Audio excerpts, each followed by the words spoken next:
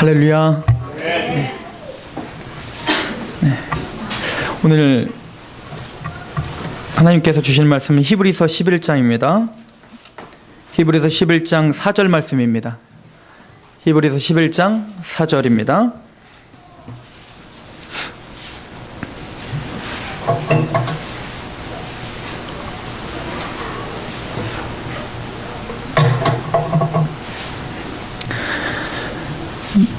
다 찾으셨으면 11장 4절 우리 한 목소리로 같이 읽도록 하겠습니다. 하나님의 음성으로 들으시길 바랍니다.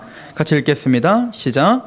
믿음으로 아벨은 가인보다 더 나은 제사를 하나님께 드림으로 의로운 자라 하시는 증거를 얻었으니 하나님이 그 예물에 대하여 증언하심이라. 그가 죽었으나 그 믿음으로써 지금도 말하느니라. 아멘. 아멘. 오늘 저와 여러분들이 같이 읽어본 본문은 여러분들이 잘 아시는 것처럼 우리가 말하는 이 믿음장이라고 하는 장입니다. 11장. 특별히 히브리서 10장에 한번 보시면 35절부터 보시면 이렇게 쓰여져 있어요.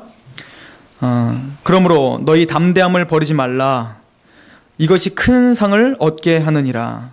뭔가 지금 핍박 가운데 또 여러 가지 공격 가운데에서 너희들 담대함을 잃지 말아라. 믿음의 사람들은 담대해야 되고 힘있게 그 세상을 맞서서 하나님의 사람답게 서 있어야 된다라고 이야기를 해주고 있죠.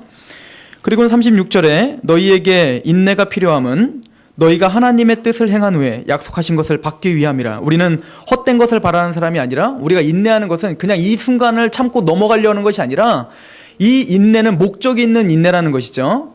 하나님의 확실한 약속, 하나님의 유업이 있기 때문에 담대함을 가지라, 이렇게 이야기를 하고 있는 것입니다. 우리 상록교회 우리 성도님들도 마찬가지로 우리의 삶 가운데 우리가 담대할 수 있고 인내할 수 있는 이유, 그 이유는 뭡니까? 하나님의 약속을 믿음으로입니다. 38절에 나의 의인은 믿음으로 말미암아 살리라. 그래서 결론적으로 말하는 건 의인이라는 건, 즉 하나님에게 인정받은 사람이라는 건 어떤 사람이라고요? 믿음으로 사는 사람이다. 즉 하나님의 약속을 믿음으로 그 앞에 서 있는 사람이다 라고 이야기를 해주고 있습니다. 또한 뒤로 물러가면 내 마음이 그를 기뻐하지 아니하리라 하셨느니라. 하나님을 기뻐하시는 삶, 이건 뭡니까? 믿음으로 물러서지 않고 하나님의 약속을 붙들고 오늘이라는 삶을 인내로 서 있는 사람, 하나님의 약속의 소망을 붙들고 있는 사람, 그 사람을 볼 때 하나님은 어떻게 하신다고요? 기뻐하신다. 이것이 오늘 말씀이 우리에게 주시는 메시지입니다.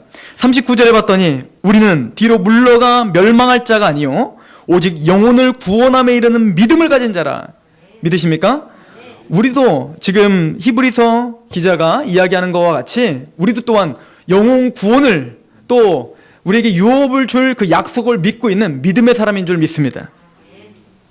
그리고는 그 믿음의 선진들을 11장에 한 사람 한 사람 이야기합니다. 그리고 여러분들 잘 아시는 것처럼 히브리서 11장은 이 사람이 믿음의 사람 전부다 이렇게 말한 게 아니라 더 많다, 허다한 무리가 있다, 내가 다 설명 못한다 이거예요. 그죠? 그 중에 대표적인 인물들을 어떤 믿음의 사람, 이 사람은 왜 믿음의 사람이라 인정을 받았는지, 또 그 믿음을 가지고 어떠한 열매를 맺었는지를 히브리서 11장은 우리들에게 한 가지 한 가지 보여주고 있습니다. 오늘 사실은 화요일 날은 우리 담임 목사님께서 오셔서 말씀을 인도해 주셔야 되는데 저번 주와 마찬가지로 이번 주 오늘도 굉장히 바쁘시게 움직이셨다고 하더라고요. 또 총회 또 거기 세미나 가셨다가 또 금방 또 차 타고 또 집회 가셨다가 그렇게 지금 움직이고 계시는 것 같습니다. 여러분들 기도 많이 해주시기 바랍니다.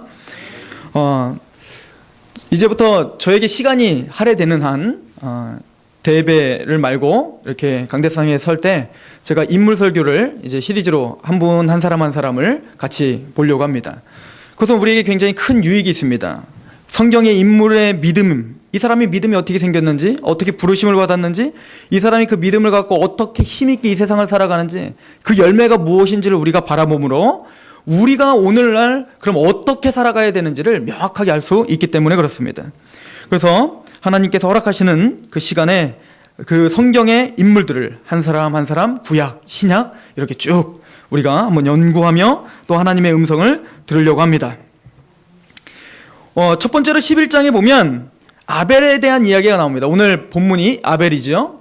아벨에 대한 이야기가 나오는데 두 번째는 누구죠? 에녹이 나오고요. 그 다음 누굽니까? 노아가 나옵니다. 그 다음은 누가 나옵니까? 아브라함이 나오고요.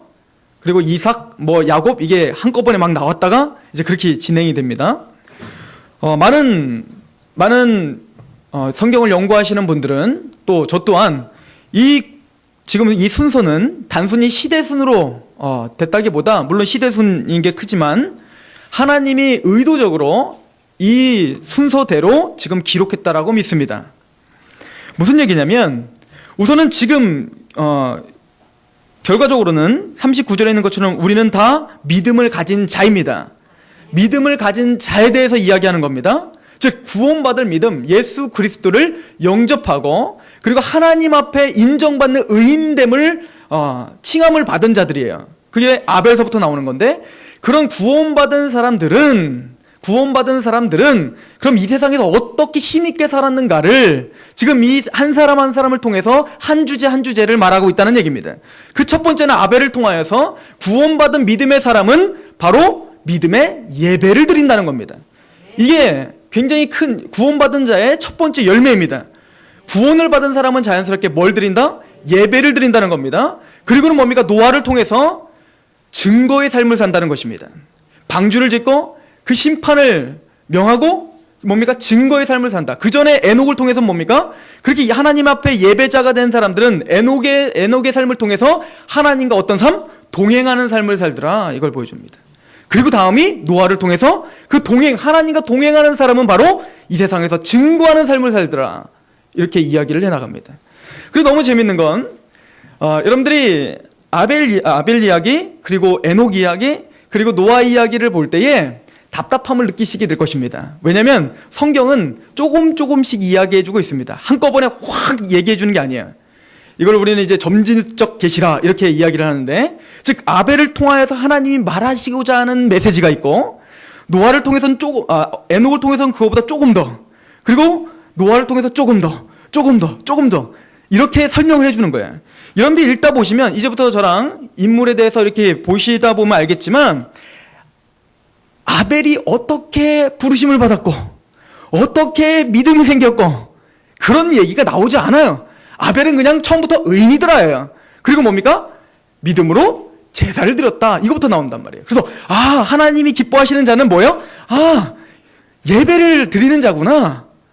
그러면 아벨은 어떻게 해서 예배를 이렇게 드리는 의인이 됐고 믿음의 사람이 됐지? 침묵이에요, 성경은. 그런 다음에 이제 에녹을 통하여 에녹은 동행을 했어. 그래, 하나님의 사람은 이렇게 동행을 하지.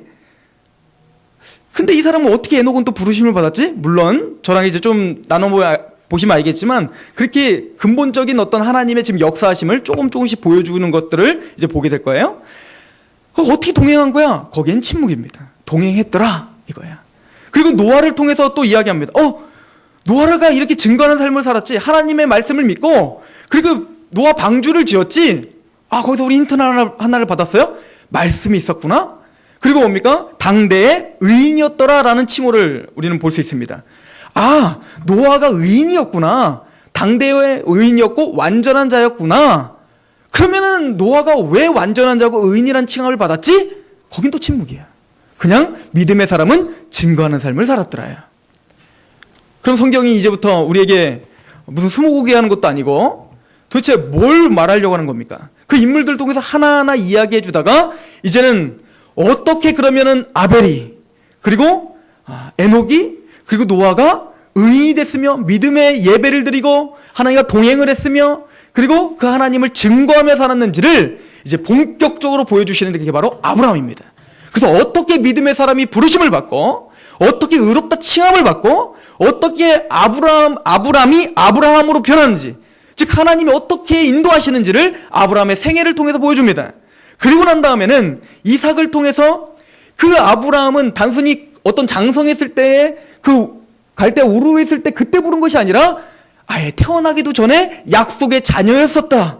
우리는 하나님의 자녀였기 때문에 그런 부르심을 받다를 이삭을 통해서 이야기해 주는 거예요.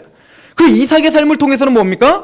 이삭의 삶을 통해서는 그런 약속의 자녀가 이 세상에서 어떻게 세상과 구별되어 사는지를 보여줍니다. 그것도 짧은 메시지를 통해서.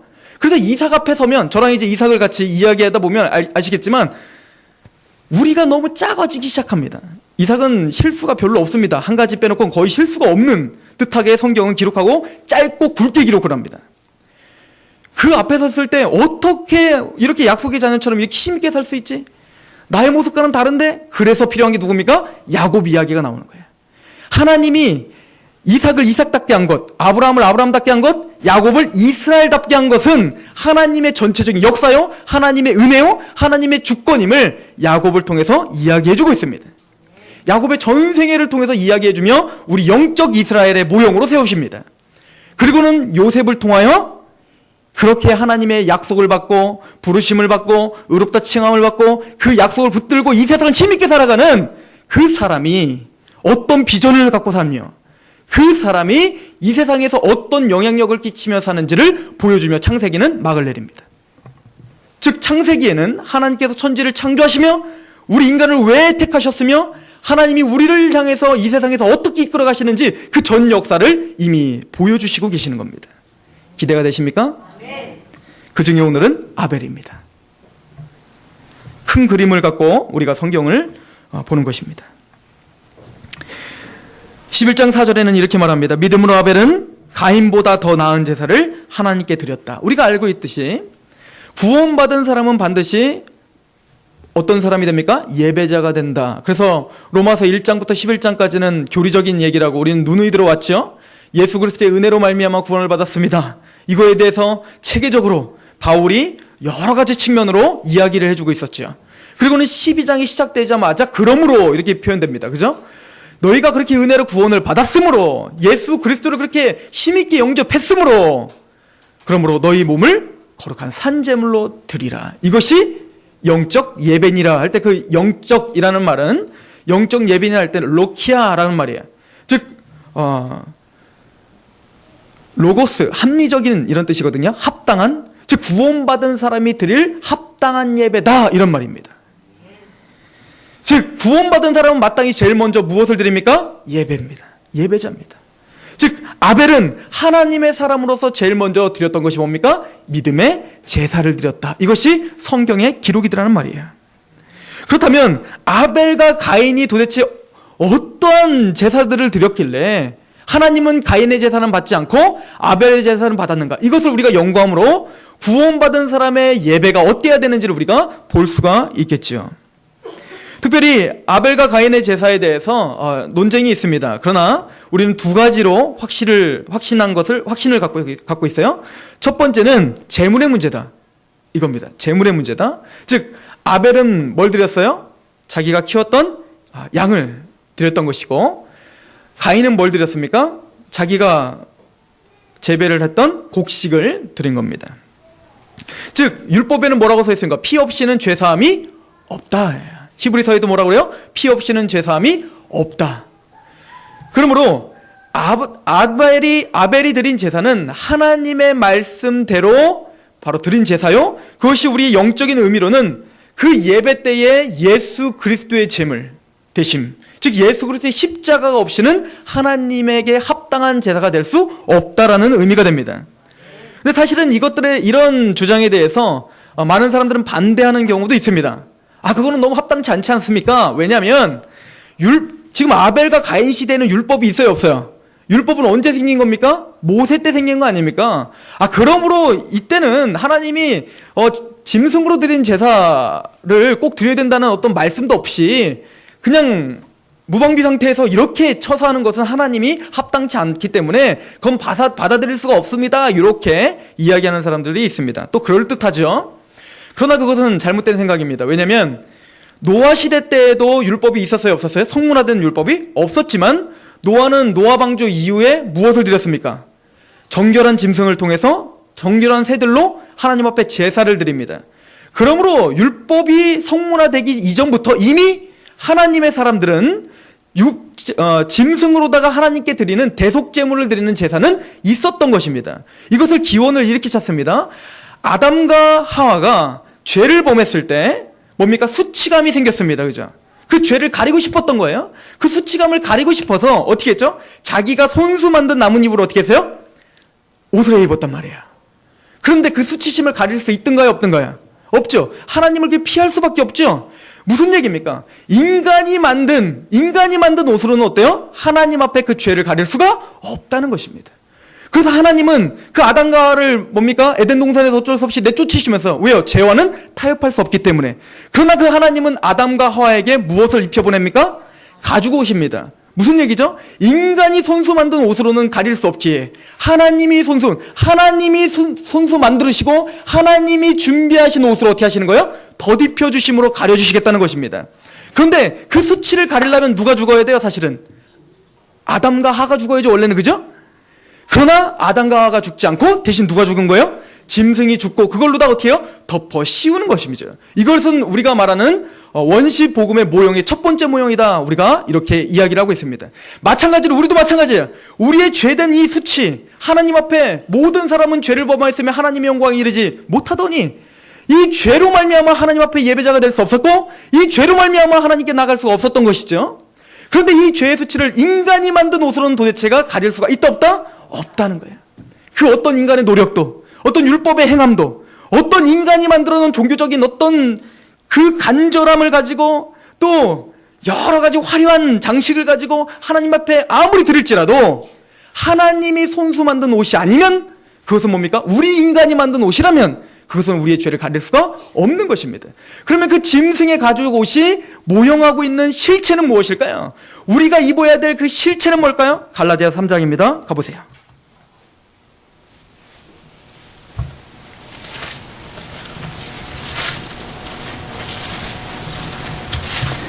갈라디아서 3장 말씀입니다.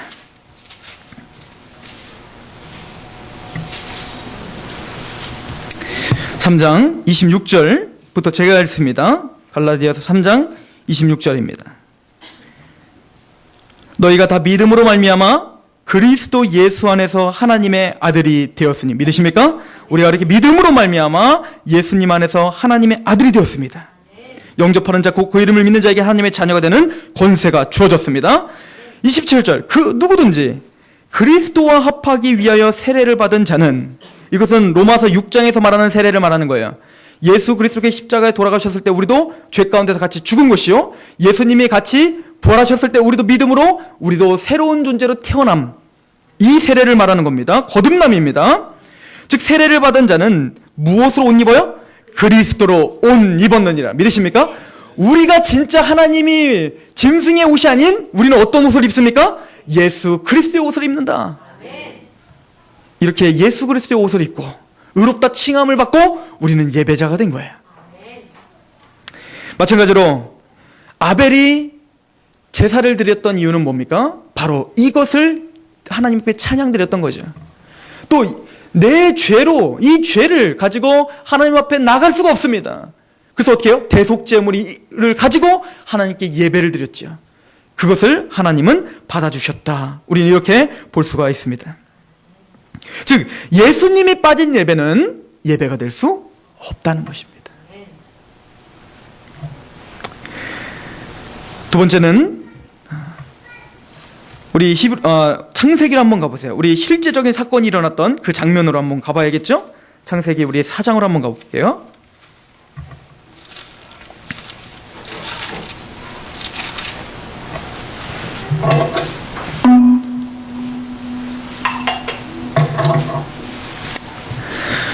예배에 빠지지 말아야 될 첫 번째는 뭐라고요? 예수 그리스도입니다. 그리고 예수 그리스도의 옷을 입고 14만 4천처럼 뭡니까? 흰 옷을 입은 무리가 하나님 앞에 거룩하게 나가는 것입니다. 그리고는 창세기 4장을 가보시면, 그런데 이제 이 창세기 4장의 본문에서는 어떤 제물 이야기보다는 좀 더 구체적으로 가인과 아벨의 다른 점을 상세히 표현하고 있습니다. 우린 그것에 좀 주목해 볼 필요가 있어요. 자, 4장 2절부터 제가 한번 읽어보겠습니다.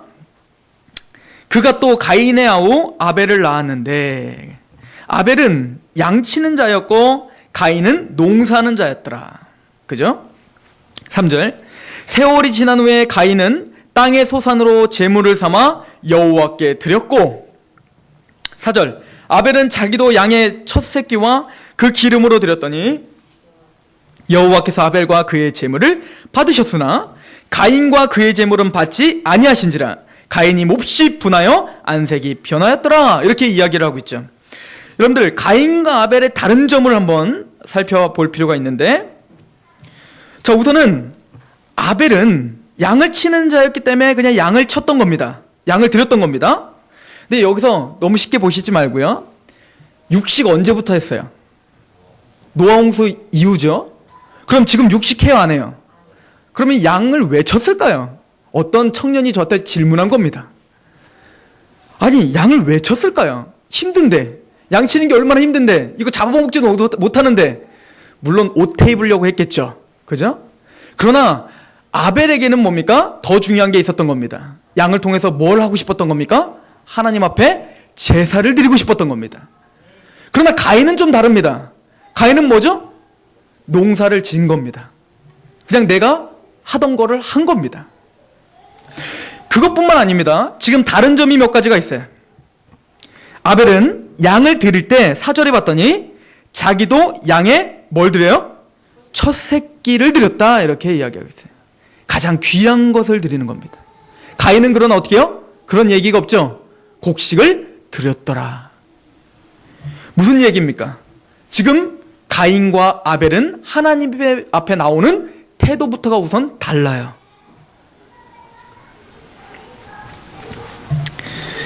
그리고는 더 중요한 메시지가 있어요. 보세요.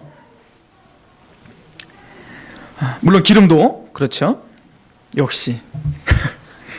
자, 그런데 더 중요한 메시지가 있는데, 여기 보시면 아벨은 자기도 양의 첫 새끼와 그 기름을 드렸더니 여호와께서 아벨과 그 제물은 받으셨으나 가인과 그 제물은 받지 않았다. 제물보다 뭐가 먼저예요? 아벨 일과 가인이 먼저예요. 제물이 지금 중요한 것보다도 지금 그 제물을 드리고 있는 누구를 받지 않은 겁니까? 제물 드리고 있는 아벨 자체를 하나님 받으신 거고, 제물을 드리는 누구를 받지 않은 거예요? 가인을 받지 않은 거예요. 그러므로 우리가 드리는 형식이 중요한 것이 아니라, 하나님 앞에 나오는 그 예배의 형식이 중요한 것이 아니라, 그 예배에 나오는 누가 중요하다는 겁니까? 내가 중요하다는 겁니다. 과연 예배 받을 만한 사람인가? 그렇지 않은 사람인가? 이것의 차이가 있었던 거예요. 그래서 히브리서는 아벨은 믿음으로 드렸고 가인은 믿음으로 드리지 않은 것에 대해서 이야기해주고 있는 겁니다. 가인의 믿음 없음은 우리가 이 본문을 통해서 여실히 볼 수 있습니다. 가인은 구원받지 못한 심령입니다. 어떻게 하냐고요? 성경에 써 있습니다. 보십시오. 5절입니다. 가인과 그의 제물은 받지 아니하신지라. 가인이 몹시 어떻게 해요? 분하고 안색이 어떻게 했어요? 변했죠. 지금 누가 안 받으신 거예요? 하나님이 안 받으신 거예요. 그렇다면 가인은 마땅히 어떻게 생각해야 됩니까? 누구를 점검해야 돼요? 누가 잘못한 거예요? 내가 잘못한 거지 하나님이 잘못한 거겠습니까? 그런데 죄인은 어떻게 생각하냐면, 어떤 내가 뭔가 유익이 끼치지 못하고 내가 유익을 받지 못했을 때 누구와 비교를 하면서 어떻게 하냐면, 이것은 내 잘못이 아니라 하나님 잘못이라고 말해요. 꼭 아담과 하와가 죄를 범한 다음에 이것은 하와 탓입니다, 이거는 끝내는 하와를 주신 하나님 탓입니다 라고 했던 그 죄의 본성이 지금 가인은 고스란히 지금 열매로 맺어지고 있는 거죠. 그래서 말하는 거예요. 하나님 앞에 자신을 점검하고, 그럼 신령과 진정으로 하나님께 예배 드리는 것, 제사를 드리는 것, 하나님의 말씀대로 서는 것, 이것을 지금 점검하는 것이 아니라 하나님 왜 안 받았습니까? 라고 삐졌죠. 지금 뭡니까? 하나님에 대한 경외, 하나님의 주대심, 이런 것을 지금 망각해버린 것입니다. 그냥 형식적으로 드려야 되니까, 아담과 하와가 했으니까 그냥 그렇게 했던 것뿐이에요. 우리는 때론 그런 예배를 드리고 있지 않습니까? 7절 보십시오. 6절에 그럴 때 하나님이 딱 말씀을 하십니다. 즉각적으로 응답하십니다. 여호와께서 가인에게 이르되 내가 분하여 함은 어찌 비대비며 안색이 변하면 어찌 되며. 하나님이 지금 어이가 없는 거죠. 아니 내가 지금 네 제사를 안 받겠다는데 너 왜 분해하냐 이거예요. 지금 내가 잘못했냐 이거예요. 내가 공의롭지 네가 공의롭냐 이거예요. 그런데도 뭡니까? 가인은 전혀 내가 낫다는 거예요. 7절 보십시오. 내가 선을 행하면, 즉 뭡니까? 네가 옳다면 내가 왜 이러겠냐? 선을 행하면 어찌 낯을 들지 못하겠느냐? 선을 행하지 아니하면 죄가 문 앞에 엎드려지느니라. 죄가 너를 원하나 너는 죄를 어떻게 해야 돼요? 다스려야 돼요. 지금 아담이 타락한 이후에 모든 인간들은 누가 계속적으로 공격을 하고 누가 우리를 다스리려고 합니까? 죄가 다스리려고 해요. 사단이 다스리려고 해요. 우리를 주권하고 우리에게 왕노릇하려고 합니다. 누가? 죄가. 끊임없이 그렇게 됩니다. 끊임없이 우리를 무너뜨리려고, 하나님 말씀대로 어기게 하려고, 예배를 방해하려고, 여러 가지 생각을 통해서, 여러 가지 환경을 통해서, 사람을 통해서. 그러나 하나님의 명확한 메시지는 무엇입니까? 예배를 방해하거나 하나님 말씀을 순복하는 데 있어서 그 죄를 너는 어떻게 된다? 다스려야 된다. 죄를 주관해라, 이렇게 이야기합니다. 근데 너무 재밌죠? 그런 명확한 메시지가 있는데 가인이 바로 행동한 것은 뭐죠? 바로 8절이에요.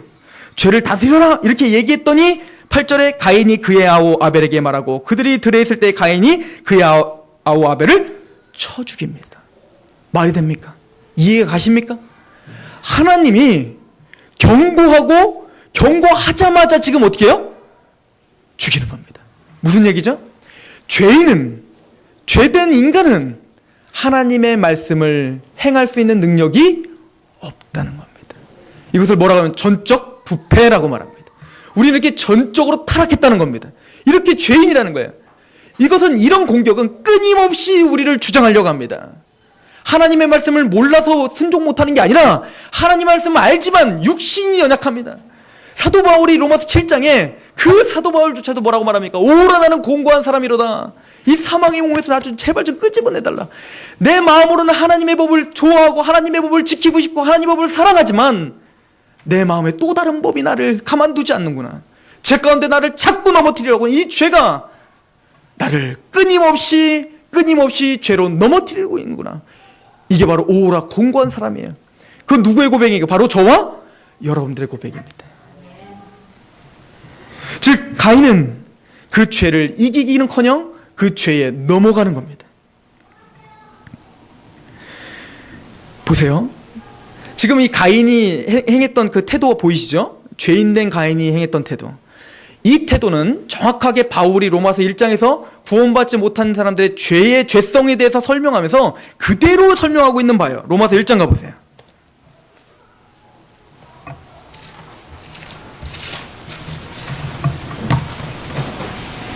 로마서 1장입니다.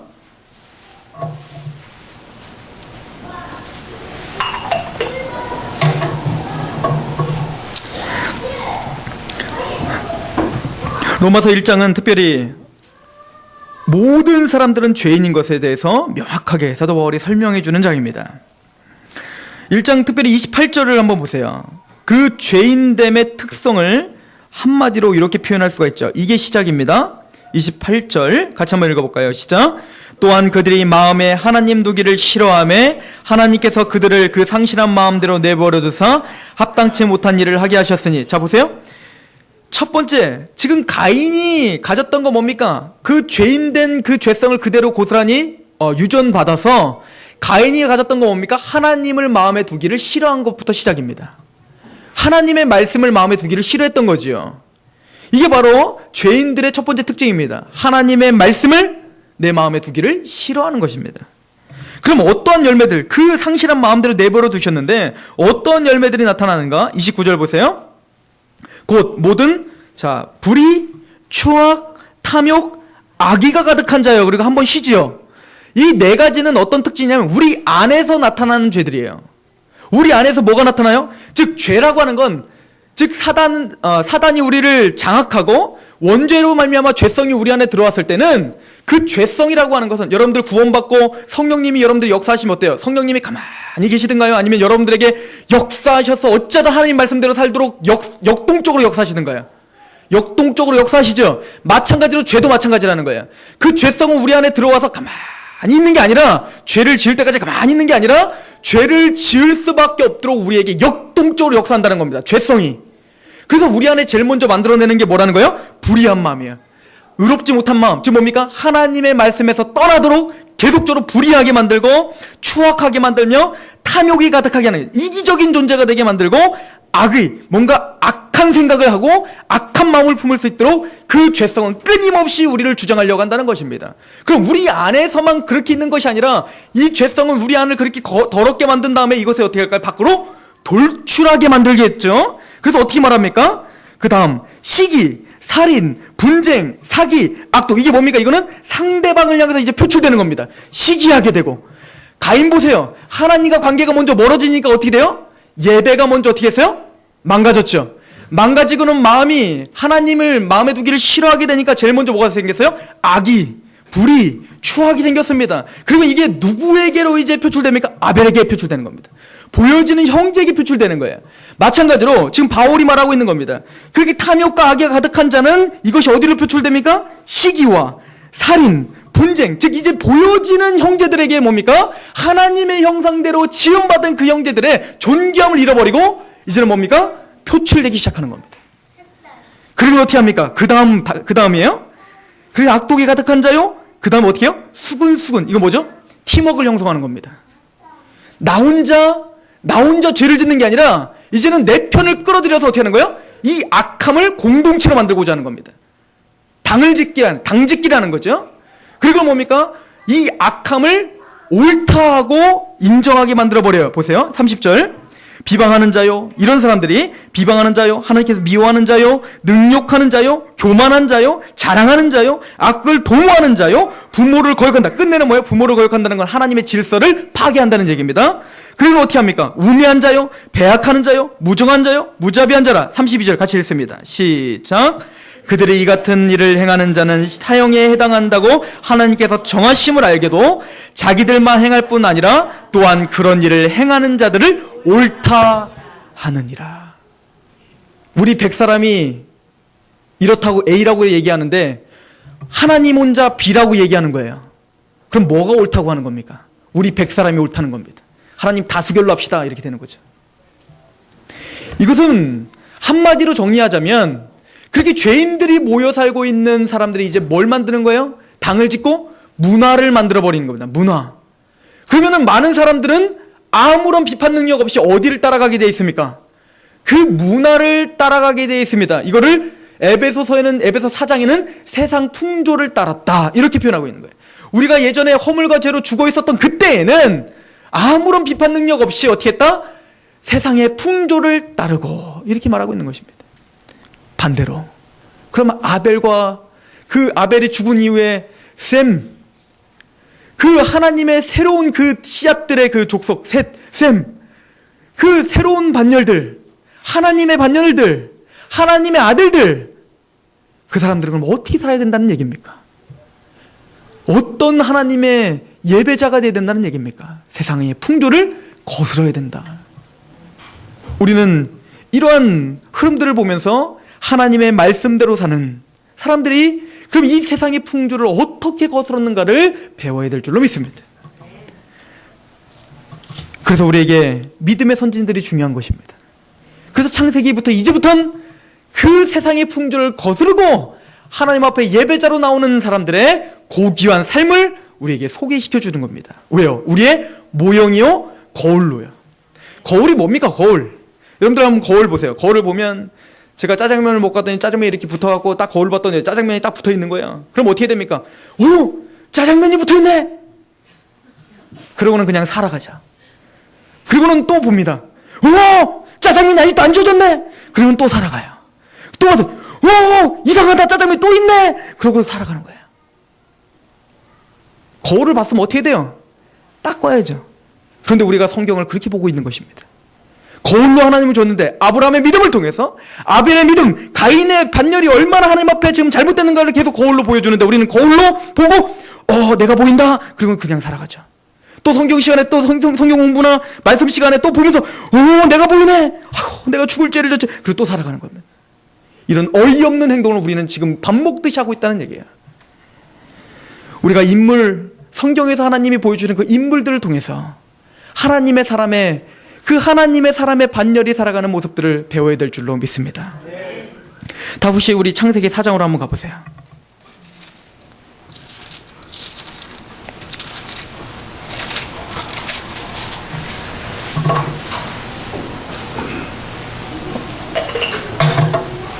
우리는 이 아벨의 제사를 통해서 여러 가지를 볼 수 있지만 아까도 얘기했지만 첫 번째는 뭡니까? 예수 그리스도입니다. 예수 그리스도가 빠진 예배는 예배가 될 수 없습니다.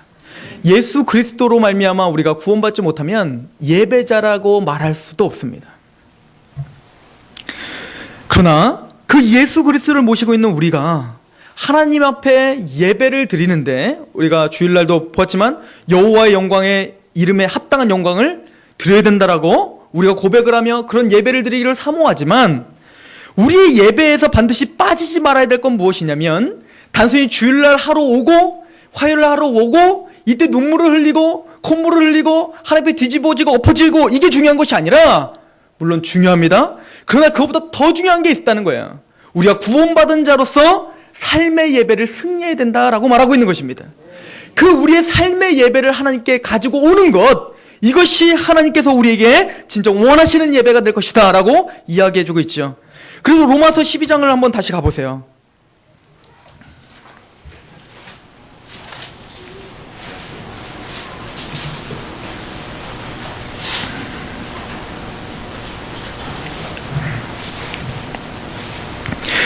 (12장 1절에) 그러므로 형제들아 내가 하나님의 모든 자비하심으로 너희를 권하노니 너희의 몸을 하나님이 기뻐하시는 거룩한 산제물로 드리라.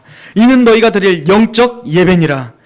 그러면 우리가 영적 예배를 드리기 위해선 아벨과 같은 그런 예배를 드리기 위해선 어떻게 해야 된단 말입니까? 2절에 그 첫 번째 방법을 이야기해 줍니다. 너희는 이 세대를 본받지 말고 가인이 따랐던 그 세상의 풍조, 많은 악한 사람들이 따랐던 그 세상의 풍조를 어떻게 하지 말라? 본받지 말고 오직 마음을 새롭게 하여 거듭나야죠. 하나님의 사람으로 돼야죠. 그리고 우리의 생각을, 우리의 가치관을, 우리의 세계관을 바꿔야죠. 변화를 받아 하나님의 선하시고 기뻐하시고 온전한 뜻이 무엇인지 어떻게 해야 돼요? 분별하도록 하라. 이것이 제일 먼저 선행해야 될 것입니다.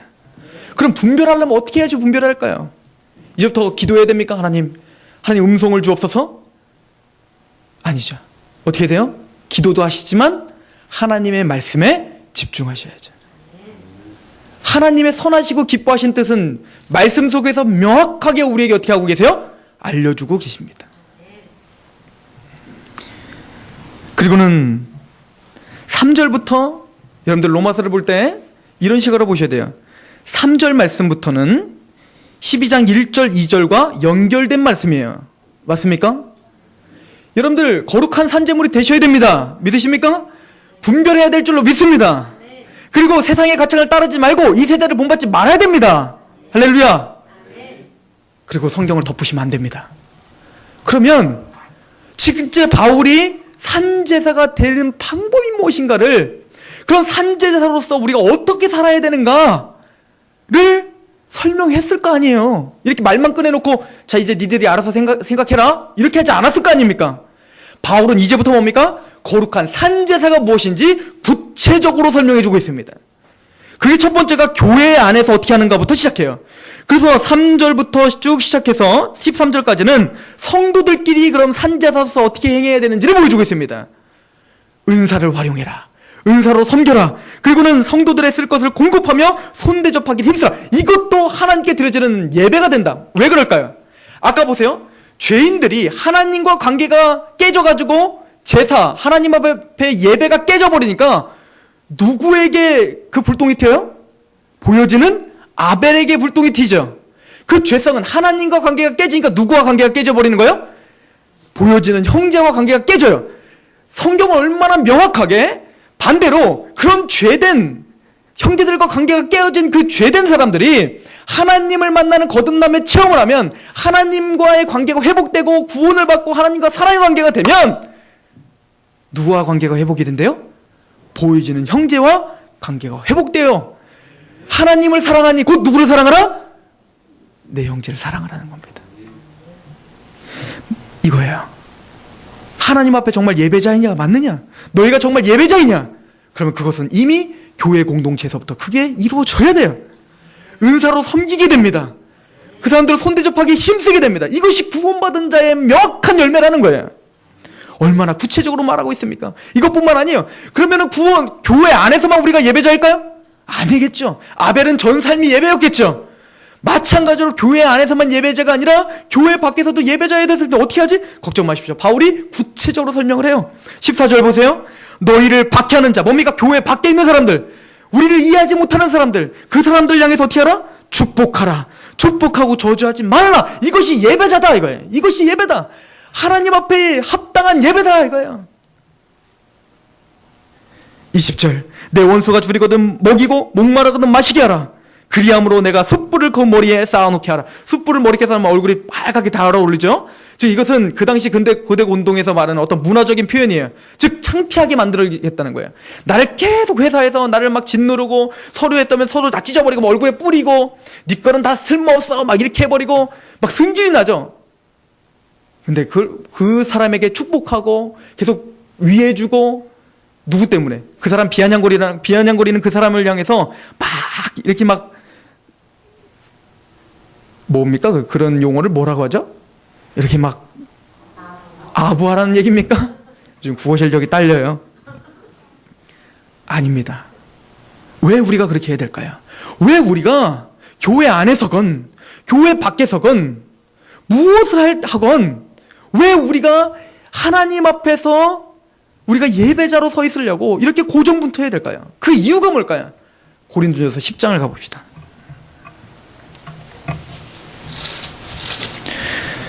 저는 적어도 여러분들이 성경을 구약서부터 신약까지 쭉 찾으면서 일맥상통한 하나님의 말씀을 들으시길 바랍니다. 고린도전서 10장 우리가 잘 아는 말씀이 나옵니다. 저 혼자 고린도 후서를 피고 있어요. 자, 우리 고린도 전서 10장 31절을 같이 보도록 하겠습니다. 시작. 그런즉 너희가 먹든지 마시든지 무엇을 하든지 다 하나님의 영광을 위하여 하라. 이거예요. 하나님은 우리의 삶을 받기를 원하십니다. 교회에서만 크리스찬이 아니라 교회 안에 성도들 간에 또 교회 밖에서 또 로마서를 계속 읽어보시면 나라, 국가와는 어떤 관계가 돼야 되는지 굉장히 세세하고 구체적으로 설명을 해주고 있어요. 우리가 왜 먹든지 마시든지 무엇을 하든지 하나님의 영광을 위하여 하는가? 그러면 이런 삶의 예배자는 어떤 게 삶의 예배인가? 지금 바울이 고린도전서 10장에도요 이걸 연결하는 구절 가운데 구체적인 그 방법을 말해주고 있는데 23절 보세요. 제가 읽습니다. 모든 것이 가하나 모든 것이 유익한 것은 아니요 모든 것이 가하나 모든 것이 덕을 세우는 것은 아니니 누구든지 자기의 유익을 구하지 말고 누구의 유익을 구하라? 남의 유익을 구하라. 지금 고린도 교회에는 우상제물 문제가 지금 걸렸어요. 그 당시에는 고린도 교회는 이거는 단순히 우리처럼 무슨 제사 때 뭐 명절 때 우상제물 이게 아니라 지금 그런 개념이 아니에요. 지금 고린도 교회는 전체가 아예 나라적으로 우상을 숭배하는 나라입니다. 그래서 뭐 제우스 신이랄지 헬라의 그 모든 우상들에게 아예 나라 자체가 막 엄청난 그 재물들을 다 모으고 엄청난 곡식들과 막 그 재물들을 다 드린 다음에 그게 너무 많잖아요. 그 제사장이 다 먹을 수가 없단 말입니다. 그래서 그거를 싸게 시장에 팔아요. 그러니까 지금 보통 사람들은 시장에서 사는 것들이 거의 다 어떤 물건들이냐면 한번 우상의 제물이 됐던 물건들이란 말이에요. 그러니까 교회 안에서 그걸 알고 시장에서 그걸 사서 먹는데 알면서도 그걸 사서 먹어야 되는 상황이 있는 사람들도 많잖아요. 그런데 그러다 보니까 부자들은 그거 안 사도 되겠지 뭐 자기들이 뭐 재배하고 먹든지 뭐 그렇게 뭐 귀농을 하겠지만 그러지 못한 사람들은 어떻게 합니까? 그러니까 교회 안에 분쟁이 생긴 겁니다. 아니 너는 왜 우상 재물을 먹냐? 그게 가하냐? 어쩌냐? 뭐 이러면서 싸움이 된 거예요. 그랬더니 이제 바울이 그거에 대해서 어떻게 해야 됩니까? 좀 사도의 권위로 그 싸움을 무마시켜야 됩니다. 그래서 편지를 보낸 거예요. 그래서 고린도전서에 뭐라고 말하냐면 여러분들 우상잼을 먹어도 돼요? 안 돼요? 돼요. 제사 음식 맛있어요. 무슨 얘기냐면 음식 자체가 우리를 더럽히지 못한다는 거예요. 그것을 잘 알고 있는 믿음이 잘 성장한 사람도 있고 그러나 지금 막 들어오고 이런 사람들은 어때요? 봤더니 우상제물을 막 먹는 걸 보면 어떤 마음이 들어요? 어라? 우상제물 먹네? 저 장로님 우상제물 먹네? 큰일 났다 막 그러면서 이제 뭔가 시험 들고 막 이런 사람이 있을 거잖아요. 그래서 사도 바울은 말하기를 이렇게 말한 겁니다. 너희들은 먹어도 자유하다. 진리할 땐 진리가 너희가 자유케 하리라. 자유하다. 그러나 너희가 가하다고 해서 모든 것이 유익한 것은 아니다. 어떻게 하라는 겁니까? 절제하라는 겁니다. 너희로 말미암아 너희의 행동은, 단순히 너희의 삶은 너희의 삶뿐만 아니라 너를 바라보고 있는 사람들이 있다. 그 사람들을 위해서 그 사람들의 유익을 구하며 살아라 이거예요. 그냥 단순히 눈치 보며 살아, 그게 세상 편해, 이 얘기가 아닌 거예요. 구체적인 목적이 있어서 그러는 겁니다. 회사에서 알 수 없는 그런 핍박을 받고 알 수 없는 십자가 때문에 어떤 고통을 받을 때 그래 한번 참어, 그런 얘기가 아니에요. 우리는 구체적인 목적이 있어서 참는 겁니다. 그럼 그 목적이 뭔 줄 알아야 참을 거 아니에요. 33절 보세요. 10장 33절 같이 읽어봅시다. 시작. 나와 같이 모든 일에 모든 사람을 기쁘게 하여 자신의 유익을 구하지 아니하고 많은 사람의 유익을 구하여 그들로 뭘 받게 하라? 구원을 받아야 되기 때문에 그렇습니다. 나를 통해서 우리는 그리스도의 편지요, 왕같은 제사장이요, 우리는 그리스도의 향기예요. 이제는 세상 사람들은 우리 자체를 보는 게 아니라 우리를 통해서 누구를 본다는 겁니까? 예수님을 본다는 거예요. 하나님을 본다는 거예요. 그러므로 너희가 남의 유익을 구하는 게 마땅하지 않겠느냐. 그리고 이런 하나님 앞에 이렇게 뭡니까? 긴장감 있게 살아가고, 이걸 에베소서에 뭐라고 하냐면 너희가 하나님이 기쁘시게 할 것이 무엇인가 시험하여 보라, 이렇게 써 있어요. 오늘 내가 한마디를 하더라도, 내가 오늘 뭔가 일을 하더라도, 내가 어딜 가더라도, 내가 누구와 만나더라도 하나님이 기뻐하시는 것이 무엇인가 시험해 보는 거. 그리고 남의 유익을 구하는 거. 왜요? 이 사람이 나를 통해서 구원을 받아야 되고, 이 사람이 나를 통해서 성장해야 돼요. 믿으십니까?